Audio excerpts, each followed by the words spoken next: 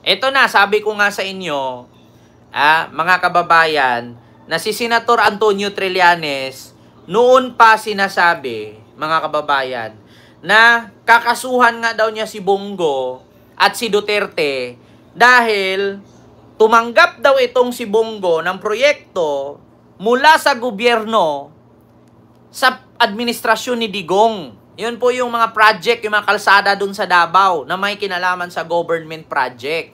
So, ang sabi nga ni Trillanes, kakasuhan daw niya ng plunder itong si Digong at si Bongo. So, ngayon mga kababayan, bago natin tatalakayin yang kay Trillanes, puntahan naman natin ang balita ng Bilyonaryo News. Ito po'y nagpapatunay na mismo ang stepbrother ni Bongo tumanggap din pala ng proyekto mula sa gobyerno na nagkakahalaga ng 326 million. Kung dati naalala ninyo sa ipafile na kaso ni Trillanes na almost 6 billion, kaya daw sinabi ni Digong na bilyonaryo si Bongo kasi 6 billion daw ang project na tinanggap ni Bongo. According kay Trillanes, ito po, inilabas na po ang katotohanan ng Bilyonaryo News patungkol kay Bongo kung tumanggap ba daw sila ng proyekto mula sa gobyerno. Ito na po mga kababayan. Wait lang lakasan ko, may ads lang. Para patunay ito. Tuloy ang kalkala ng resibo, mahigit 300 milyong piso umano ng flood control projects na kuha ng kaanak ni Senator Bongo. Narito ang exclusive agenda report. Speaking mga kababayan, 326 million flood control project na kuha ng stepbrother ni Bongo. Alam nyo ba mga kababayan na hindi po pwede na kapag ikay may posisyon sa gobyerno or isang government employee, bawal ka pong tumanggap maskin kapatid mo, kamag-anak mo ng proyekto mula sa gobyerno kasi nasa saligang batas po yun or sa Philippine Constitution. Once ikaw ay isang government employee or government official, bawal ka pong tumanggap ng proyekto mula sa gobyerno. May kaso po yun. Eto po, patuloy natin. Ni Hannah T. 5 flood control projects sa Davao del Sur ang napunta sa Alfrego Builders and Supply ayon sa listahan mismo ni PBBM. Nako. Ang Alfrego, pagmamayari ng half-brother ni Senator Bongo. Half-brother ni Bongo ang may-ari ng Alfrego Builders. Ngayon mga kababayan, bawal po ba yan? Hindi po ba pwede yung ganyan? Mali po ba yan? 150% bawal po talaga yan. Bakit? Kasi po sila ay may posisyon sa gobyerno at bawal din po tumanggap maskin stepbrother niya yan, half-brother niya yan, kamag-anak niya pa rin yan. At paano nga ba nakakuha ng proyekto yan kung hindi dahil sa koneksyon? May koneksyon. Sa dami-dami ba naman ng mga construction firm sa Pilipinas? Bakit sila lang ang nakakatanggap? Kasi may mga connection po yan. May mga kaibigan sa taas, may kakilala sa taas, o di kaya inirecommend ng kaibigan nila sa taas. Kaya sa dinami-dami ng construction company sa Pilipinas, bakit 15 lang? Kaya nga nagkandalitsi-litsi 15 lang ang tumatanggap, tapos bawat construction company, ang daming hinahawakan na instead, dapat marami silang tatanggap, maraming gagawa, mabilis matapos. Paano natatapos ang mga flood control project kung ang project sa Pasig, sa Maynila, sa Marikina, sa Pasay, sa Makati, Paranaque, isa lang ang naghawak, kaya hindi natapos-tapos. Diba? Kung binigay sa lahat yan, nagtutulong-tulong, edi tapos agad, wala pang 1 taon. Tapos na sana lahat yan. Sinulo kasi. Ito, continue. Sa listahan ng sumbong sa Pangulo.ph, 2023 natapos ang 2 proyekto. 2024 naman ang 3 rito. In total, lagpas 326 million pesos ang halaga ng flood control projects na hinawakan ng kumpanya. Nako! Base sa pag-aaral ng Bilyonaryo News Channel, madalas bahain ang kalinan tuwing masama ang panahon. Doon Ano po ba yung Kalinan? Ang Kalinan po is parte ng Davao City. Oh. Ngayon, sabihin ninyo, kapatid mismo ni Bongo ang may hawak niyan. Bakit hanggang ngayon, baha pa rin ang Kalinan? Kalinan po is part ng Davao. No, ito pa. Ang majority ng nasabing projects ng Alfrego sa Davao del Sur. Una nang na-flag ang nasabing kumpanya noong 2018, kabilang ang CLTG Builders na pagmamay-ari naman daw ng ama ni Go. Yan ay dahil sa pag-corner umano ng billions worth of contracts sa Davao region, Ayan kasamang DPWH for over a decade. Ayan po yun mga kababayan, nung panahon po ni Digong yan, tumanggap din po ng proyekto si Bongo na ang pagmamay-ari naman ay ang kanyang tatay. So ngayon naman sa flood control, ang kanyang stepbrother.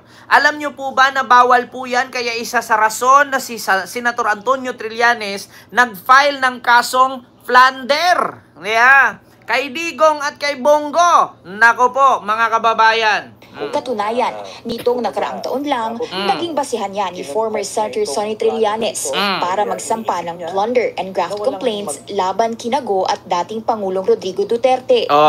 Tinira ni Trillanes ang higit 6.6 billion worth of government contracts ng mga kumpanyang pagmamay-ari ng mga Go. Ngayon sabihin ninyo si Trillanes fake news? Ngayon sasabihin ninyo si Trillanes sundalong kanin? Kwentong barbero? Gawa-gawa ang kwento? Bakit naglabasan ngayon yung mga binulgar ni Trillanes noon? Ngayon ninyo sabihin mga DDS, mga putang ina ninyo, God bless. Ngayon ninyo sabihin na si Trillanes gawa kwento. Ngayon ninyo sabihin si Trillanes na sinungaling at si Digong ang totoo. Bakit yung mga sinaunang inilabas ni Trillanes noon na si Bongo tumanggap ng proyekto sa gobyerno na mahigit 6 billion dahil kay Digong may connection siya, ang tatay niya tumanggap doon ng proyekto sa Davao, tapos ngayon lumabas ang stepbrother niya tumanggap na naman ng flood control project. Bakit nakatanggap itong mga to na bawal naman sana ito? Kasi nga si Bongo ay may posisyon sa gobyerno na kapag may posisyon ka sa gobyerno, bawal kang humawak ng proyekto na may kinalaman sa gobyerno. Kaya may kaso po ito. So ngayon mga kababayan, lumabas na nga ang katotohanan na tama, totoo, correct, very correct. Yes, si Trillanes, hindi sinungaling. Mga putang inang DDS, God bless. Anong reaction ninyo ngayon? Ilumabas naman lahat ngayon. Sabihin, bilyonaryo ito nagbalita. Sabihin nyo na naman ito ngayon mga kababayan. Fake news na naman. Gawa-gawa na naman. Hindi naman siguro magbabalita ang bilyonaryo dito kung mali ito. Kasi makakasuhan sila. Dati, ayaw niyong paniwalaan kasi si Trillanes ang nagbenta daw ng West Philippine Sea. Ayaw niyong paniwalaan kasi kwento ni Trillanes yan, sa kanya yan.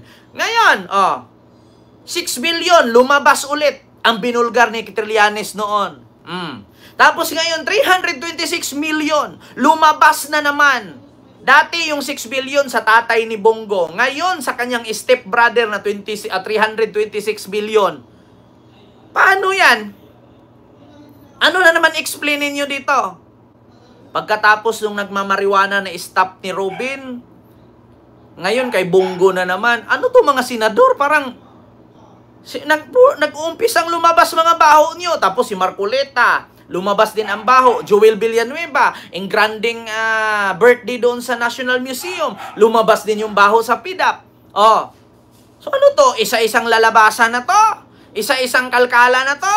Ito ba yung tinatawag na demolition job? O sadyang lumabas lang ang mga baho ninyo? Diba? Ito pa. Noong 2017, sa termino ni FPRRD, nakakuha umano ng higit kumulang 43.77 billion pesos sa infra funds ang Davao Region. That's double the amount of 2016's at karamihan sa projects kasama ang sa Alfrego at CLTG na delay o hindi naman daw natapos. Project ito ng Alfrego at CLTG. CLTG Builders, ang may-ari po dyan, tatay ni Bongo. Ang Alfrego naman ay stepbrother ni Bongo. Puro lahat yan kamag-anak ni Bongo. Bawal po yun. Kasi si Bongo po ay senador. Bawal po yun kasi si Bongo po noon ay assistant ni Digong. Parte siya ng gabinete ni Digong. Malaking kaso po yun. Plunder po. At ano pa? Kita ninyo, ang proyekto ng CLTG Builders, minsan nakatayo na, hindi tapos. Yung iba naman nakatayo lang, iniwan pa. Lahat palpak. Pero bayad na. Almost 6 billion ang nakuha nila nung panahon ni Digong na sekretary pa si Bongo sa kanyang tatay na CLTG Builders. Tapos ngayon naman, sa kanyang stepbrother na Alprego Construction Company, ay 326 million flood control. Ewan ko kung tapos na ba o hindi pa rin tapos. Nako po. Ayon pa kay Trillanes, dahil sa pag-award ng daang-daang public infra projects na ito sa mga kumpanyang nabanggit, tila nagpayaman ang next of kin ni Go. Sinusubukan pa ng Bilyonaryo News Channel kumuha ng pahayag mula sa kampo ni Go, pero wala pa itong sagot sa ngayon. Una na rin tinanggi ng senador noong 2018 na hindi raw lumalapit ang mga kamag-anak niya sa kanya para maglakad ng anumang proyekto o kontrata sa gobyerno. Para sa agenda, sabi daw ni Bongo, simula daw 2018, hindi daw lumalapit ang mga kamag-anak niya para kumuha ng kontrata sa gobyerno. Napaka-imposible naman. Ano yon? Yung mga hindi sikat na construction company, nakakakuha ng proyekto? Samantalang yung mga gumagawa ng Okada, gumagawa ng SMDC, gumagawa ng Ayala, gumagawa ng kung ano-anong mga kondominium, walang natatanggap. Samantalang yung mga hindi sikat na mga construction company, nakakatanggap. Bakit? Kasi may mga kapatid na politisyan, may kamag-anak na politisyan, or may kaibigan na politisyan, kaya nakakatanggap ng proyekto sa gobyerno. Samantalang yung Ayala groups, yung Villar groups, meron pa, yung SMDC groups, ang dami-dami ng mga construction company, meron pa kay Alice Eduardo, bakit hindi nakakatanggap yung mga yan? Mga masikat pa yan. Tapos itong sa kay Bongo, hindi naman sikat, nakakatanggap. Mula pa kay Digong hanggang ngayon, nakakatanggap pa rin. Anong masasabi ninyo dyan, mga DDS? Alam nyo, minsan mga kababayan, may kagokongwi pa. Alam nyo, lusyutan. Alam nyo mga kababayan, minsan, wala na akong nakitang DDS na nag-comment dito. Kasi nakita na ng mga DDS na totoo lahat. Hindi nila maisagot. Ewan ko kung mga DDS kung paano nila ito.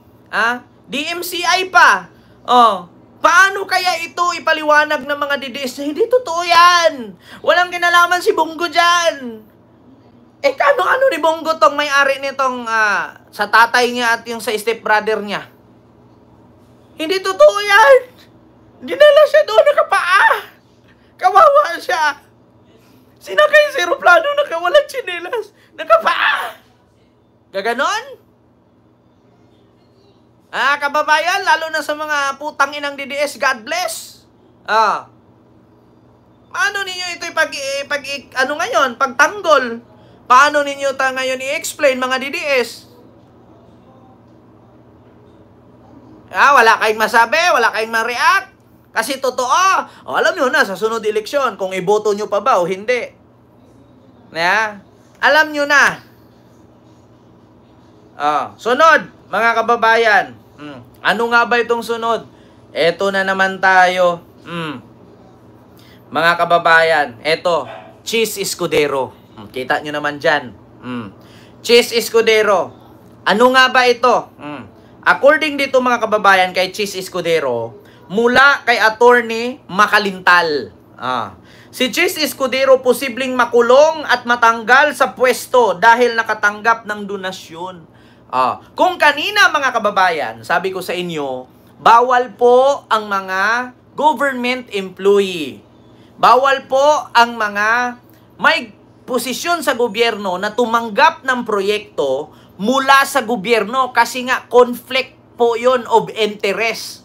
Pwede po silang makasuhan doon. Kasi nga, palakasan nga naman.